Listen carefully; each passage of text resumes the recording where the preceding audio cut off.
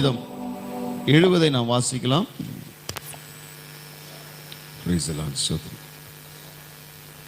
ஹல்லேலூயா. சங்கீதம் 70. தேவனே என்னை விடுவியும், கர்த்தாவே எனக்கு சகாயம் செய்ய தீவிரியும். சங்கீதம் 70. என் பிராணனை வெட்கி நான் வரலாக, எனக்கு தீங்கு வரும்படி விரும்புகிறவர்கள் ஆ ஆ ஆ ஆ என்பவர்கள் தாங்கள் அடையும் வெட்கத்தினால் பின்னிட்டு போவார்களாக.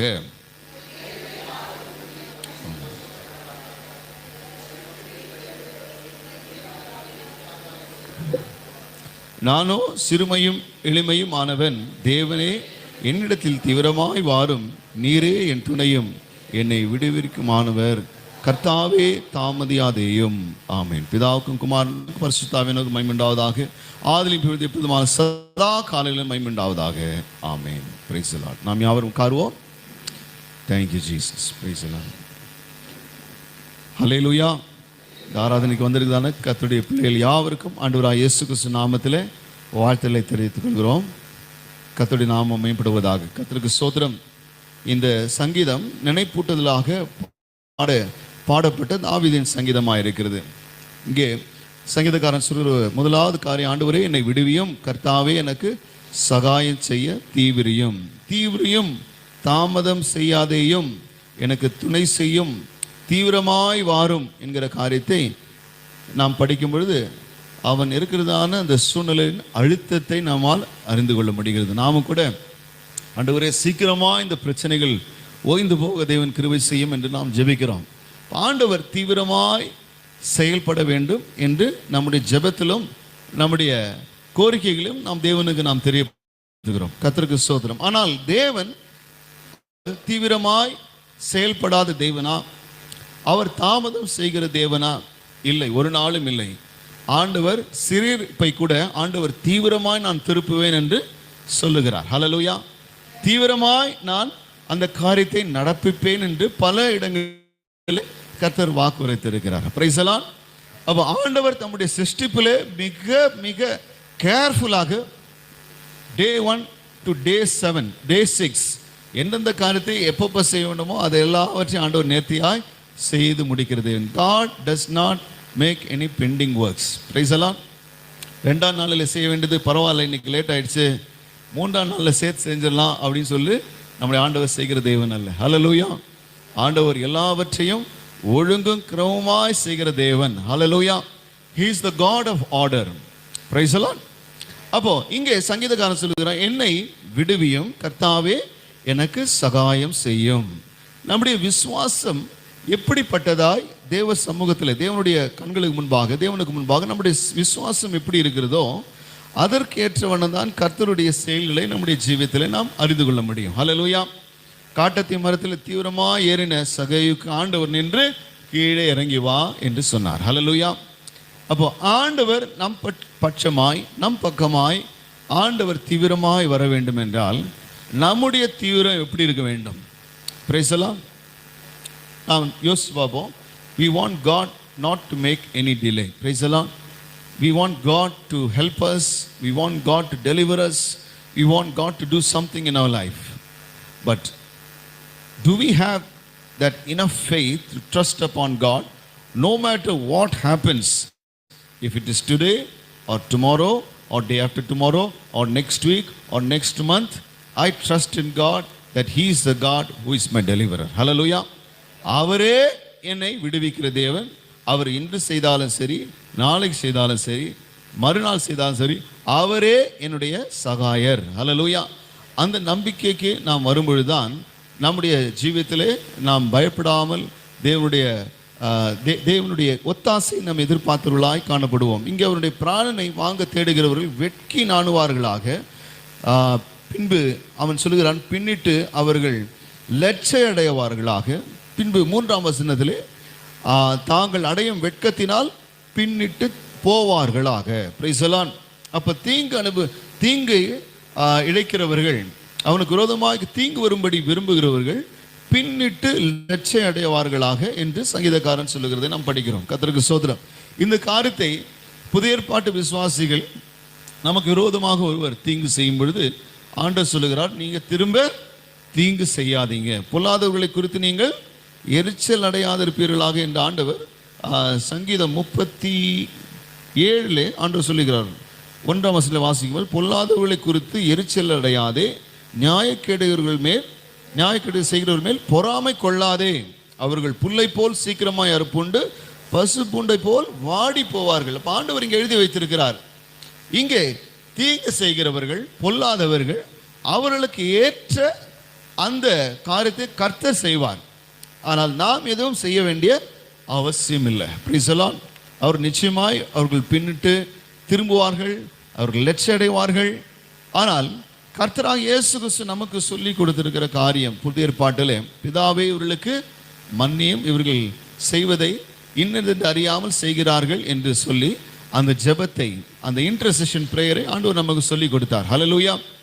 அப்போ நம்முடைய ஜீவியத்திலே இயேசு சொன்ன அந்த சத்தியம், ஆண்டவராக இயேசு வாழ்ந்து நமக்கு சொல்லி கொடுத்த சத்தியத்திலே தான் நாம் நிலைத்திருக்கும் பொழுது தேவனுடைய கிருபை நம்மை சூழ்ந்து கொள்ளும். ஹல்லேலூயா. Praise the Lord. தாவீதை போல ஆண்டவரே அவனை இடித்து போடும், அவன் நொறுக்கி போடும், அவனுடைய சந்ததி அழிந்து போகட்டும் அப்படின்னு ஜெபம் பண்ணக்கூடாது. நிறைய பேர் ஜெபம் பண்றாங்க அந்த மாதிரி, ஆண்டவரே அவர் இல்பொருள் ஆவார்களாக அப்படின்னு ஒருத்தர் ஜெபம் பண்ணாரு. என்னடா வித்தியாசமா இருக்கு ஜெபம், புதிய ஏற்பாட்டு படிக்கல போல் இருக்கு. சிலர் எப்படி பண்ணுவாங்க, ஒரு வசனத்தை மாத்திரம் படித்து அந்த வசனத்தை சார்ந்துதான் அவருடைய அண்டர்ஸ்டாண்டிங் இருக்கும். ஆனால் கர்த்தருடைய வேதாகம ஆண்டவர் நமக்கு புதிய ஏற்பாடு பழைய ஏற்பாடு மொத்தத்தை ஆண்டவர் எழுதி கொடுத்திருக்கிறார். ஹல்லேலூயா.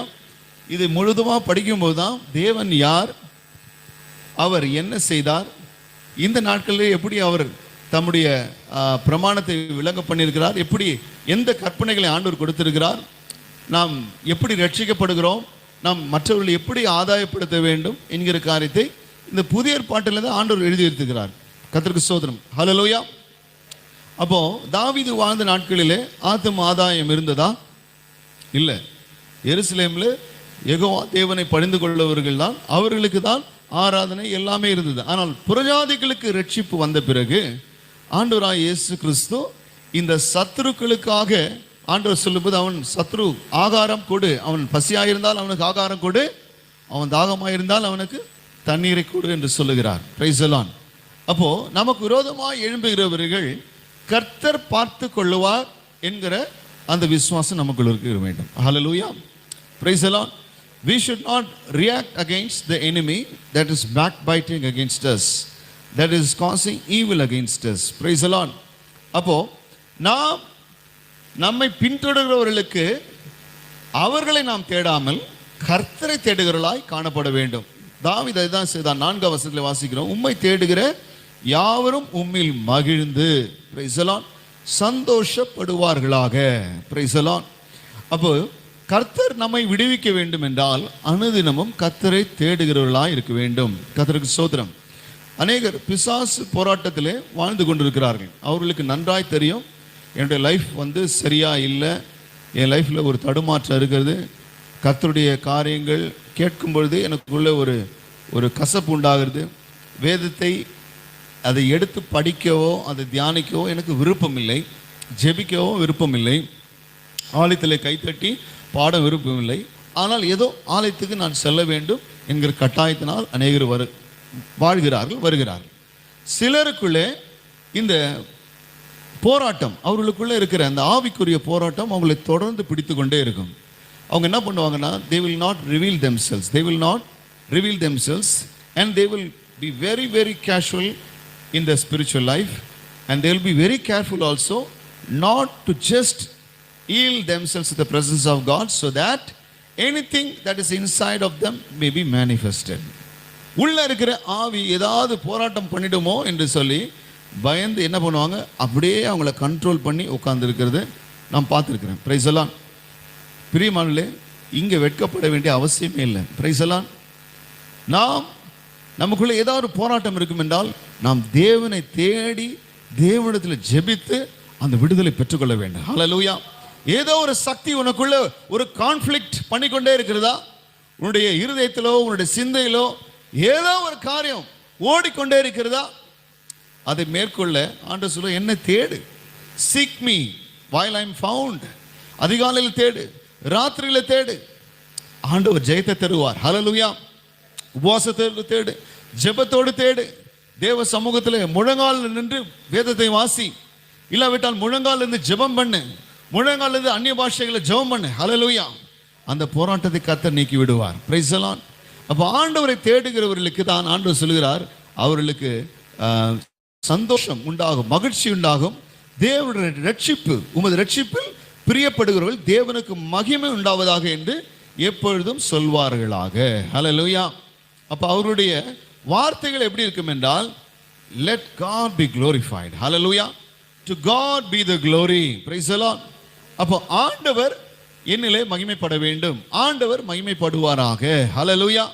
இந்த வார்த்தை எத்தனை பேர் நாம் சொல்லுகிறோம்? Price the Lord.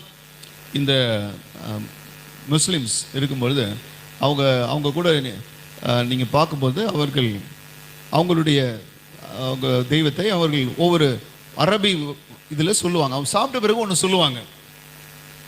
அது என்ன சொல்கிறாங்க அப்படின்னு சொல்லி கேட்கும்பொழுது, தேவனுக்கு மகிமை அப்படின்னு சொல்கிறாங்க. எனக்கு டிரான்ஸ்லேட் பண்ணாங்க.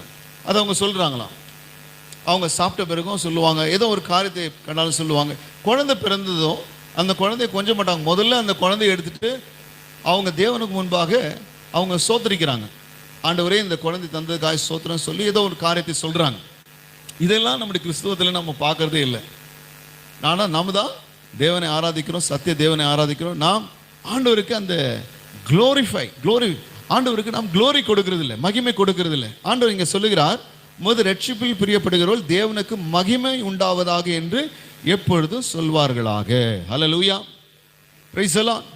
அப்போ மற்ற புறமதஸ்தர்கள் தேவன் அல்ல, அது தேவனை தேடுகிறவர்கள் அவ்வளோ வைராக்கியத்தோடு காணப்படும் பொழுது நாம் மிகவும் மிகவும் ஜாக்கிரதையாய் செய்ய வேண்டிய காரியம், ஆண்டவருக்கு மகிமை நாம் கொடுக்க வேண்டும். ஹல்லேலூயா. ஒவ்வொரு நாளும் ஆண்டவரே, இந்த நாளிலே கர்த்தாவே என்னுடைய ஜீவிதத்தில் நீ மகிமைப்படுவீராக, உமக்கு மகிமை உண்டாவதாக, இந்த வார்த்தை சொல்லுங்க போதும். Lord, you be glorified. Hallelujah. Be glorified. Praise the Lord. அப்போ அந்த நாளில் எந்த ஒரு துக்கம் வந்தாலும், எந்த ஒரு தோல்வி வந்தாலும் அது தோல்வியாகவே தெரியாது. ஹல்லேலூயா. God will lift you up because you have already said, Lord, I glorify your name. Praise the Lord. ஆண்டவருடைய நாமத்தை நாம் மகிமைப்படுத்த கற்றுக்கொள்ள வேண்டும். கர்த்தருக்கு ஸ்தோத்திரம். 5ஆம் வசனம் சொல்ற, நானோ சிறுமையும் எளிமையுமானவன், தேவனே என்னிடத்தில் தீவிரமாய் வாரும், நீரே என் துணையும் என்னை விடுவிக்கிறோம் ஆனவர், கர்த்தாவே தாமதியாதேயும். ஹல்லேலூயா. விசுவாசத்தோடு நம்பிக்கையோடு தேவ சமூகத்தில் இருக்கும் பொழுது தேவன் நிச்சயமாய் தாமதிக்கவே மாட்டார். ஹல்லேலூயா. ஆண்டவர் தாமதிக்கிறார் என்றால் அவர் நிச்சயமாகவே ஏதோ ஒரு காரியத்திற்காக ஆண்டவர் தாமதிக்கிறார் என்பதை நாம் அறிந்து கொள்ள முடியும். சிலர் தாமதிக்கிறார் என்று சொல்லுகிறது போல என்று நாம் 2 பேதுருவில் வாசிக்கிறோம். ஆண்டவர் எல்லாரும் ரட்சிக்கப்பட வேண்டும் என்பதற்காக தான் ஆண்டவர் தம்முடைய வருகையும் ஆண்டவர் என்ன பண்ணுகிறார்? தாமதிக்கிறார். ஹல்லேலூயா. இப்போ ஏசாயா 51:14 நாம் வாசிக்கும் பொழுது, சிறைப்பட்டு போனவன் தீவிரமாய் விடுதலை ஆவான். ஹல்லேலூயா. அப்போ ஆண்டவர் சீக்கிரமாய் தீவிரமாய் நமக்காய் கிரியை செய்கிற தேவனாய் இருக்கிறார். ஹல்லேலூயா. அப்போ நிச்சயமாகவே முடிவுண்டு என்று சொன்ன தேவன் நம்முடைய ஜீவியத்திலே அவர் தாமதம் செய்ய மாட்டார். ஆனால் நாம் தாமதம் இல்லாமல் தேவனை மகிமைப்படுத்த வேண்டும். ஹல்லேலூயா.